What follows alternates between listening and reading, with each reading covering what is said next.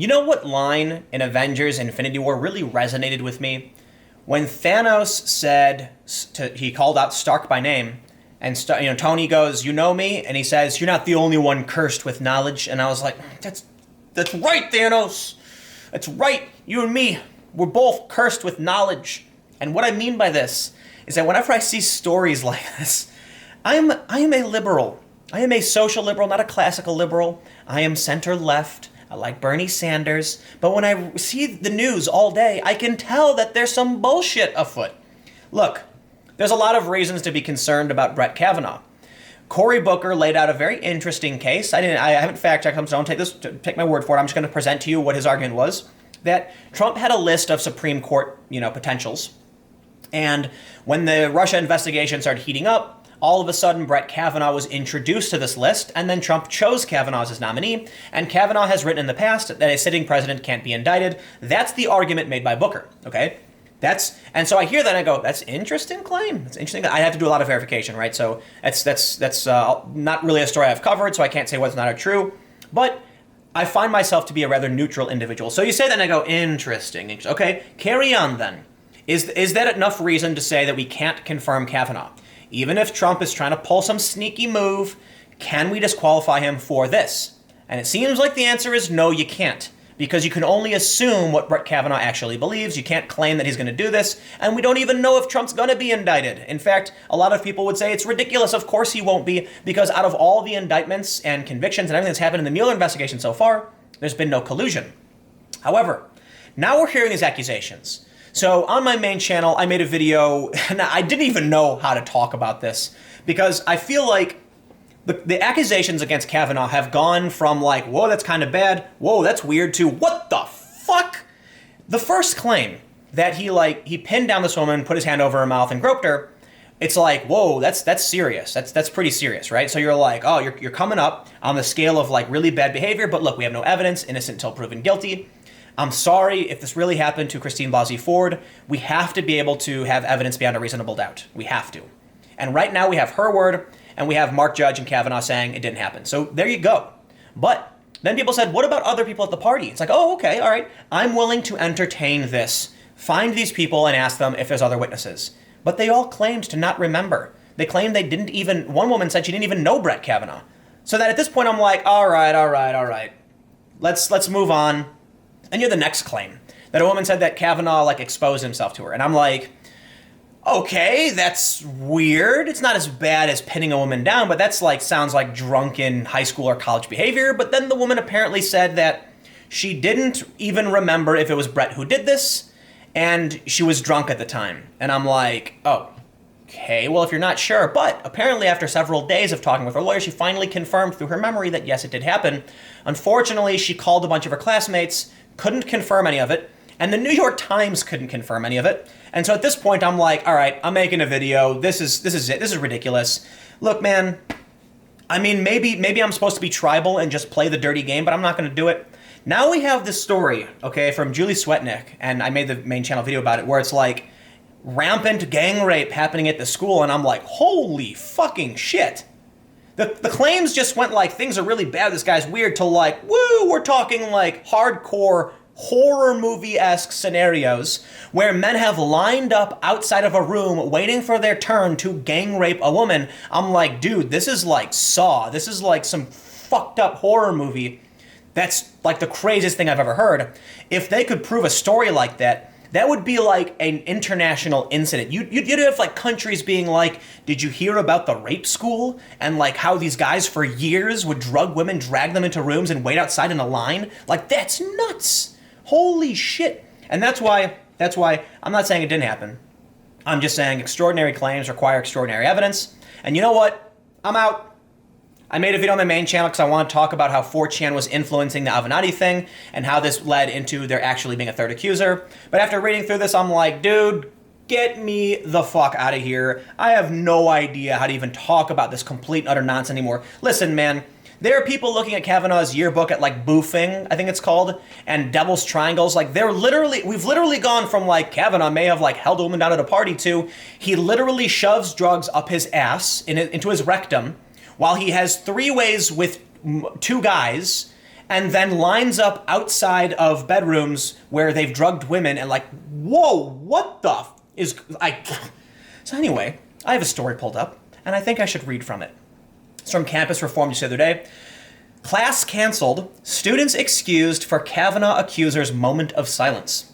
All right, let's not read the bullet points. At least 2 professors at Mississippi State University canceled class or excused students for a planned moment of silence for the women accusing Supreme Court Justice nominee Judge Brett Kavanaugh of sexual assault more than 30 years ago. What the hell's going on, man? We are a nation of laws. We are a nation of guaranteed rights, of positive and negative rights. The government can't... We're a liberal democracy. You can't just accuse somebody. That's not enough. You can make an accusation, we do an investigation, and if we can find evidence, then there's an indictment.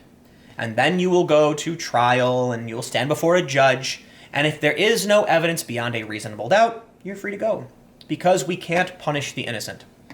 When we take moments of, we're at the point now where everyone's saying, just believe all women all the time, no matter what. And it's like, I'm not going to play that game. I'll believe people who, look, I'm going to trust people I know before I trust people I don't know. And I'm willing to believe to the point where it's like, listen, I'll believe you. If you make a claim, I'll believe you. That's fine. Now, in order to actually have an investigation and a trial, you're going to need a conviction. You're going to need evidence beyond a reasonable doubt. It doesn't matter if I believe you. It matters if there's evidence. And I'll say this too.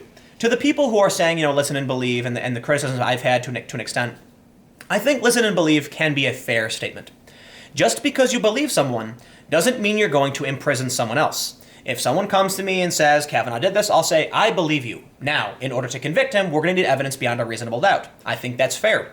If someone came to me and said, this crime happened, I'd be like, okay, let's do something about it. Let's go to the police. Let's get the investigation rolling because we have a process for this. But now these students apparently are taking class. Oh, college is a crazy, crazy place. Multiple MSU faculty and staff members attended the silent protest, which was focused on expressing solidarity with the women who have accused Kavanaugh of sexual assault. But only a few students attended, even with the offer of being excused from class. Okay, well, there you go.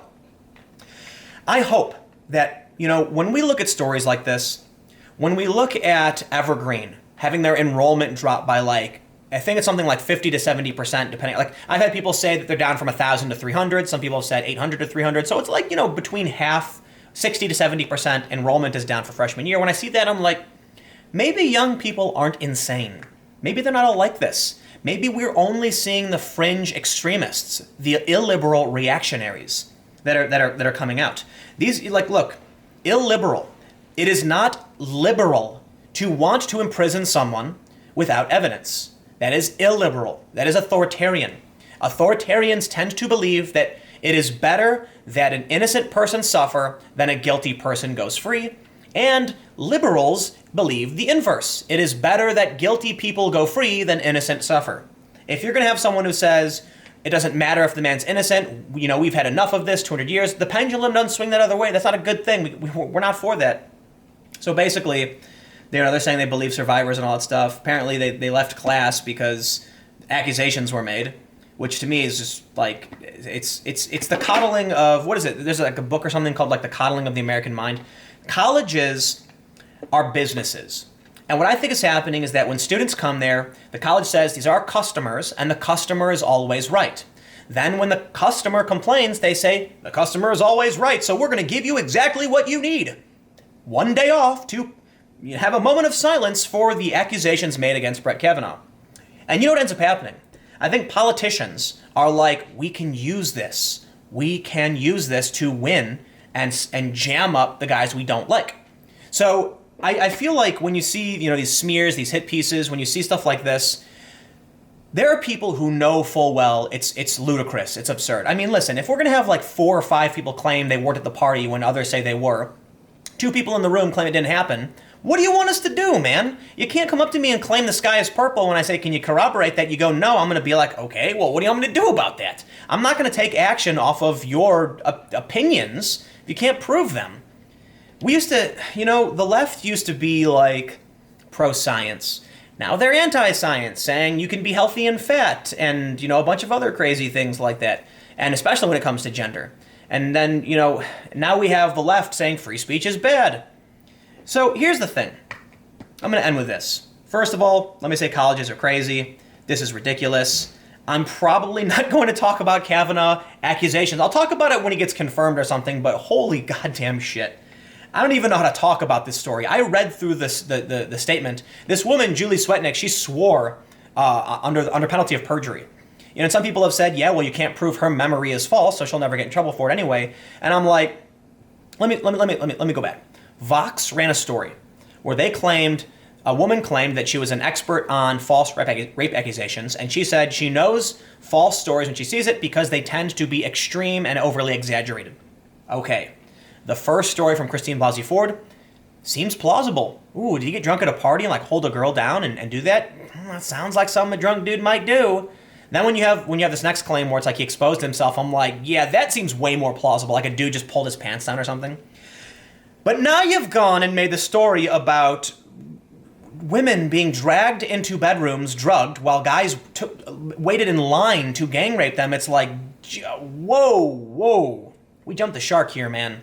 I'm not saying it didn't happen. I said in the other video, like, yeah, we should probably have an investigation into that. But admittedly, like, how far can an investigation into that really go? It's been 30 plus years. So the world is crazy. Everyone's lost their goddamn minds. And as people become more and more desperate to win, they start thrashing about. And this, to me, is freaky. You know what? Buy your gold. Buy your emergency food. Load your house up with water, because they're coming. I'm just kidding. I don't really believe the world's going to end anytime soon or anything like that, but god damn it if I didn't want to believe it. So when I see these preppers doing their prepper thing, I'm like, yeah, I kind of know why you're doing it. I read the news every day, nonstop, and so my bullshit detector is pretty well refined. But goddamn is this world fucking crazy. I'm going to get out of here. I'll see you guys tomorrow on the main channel.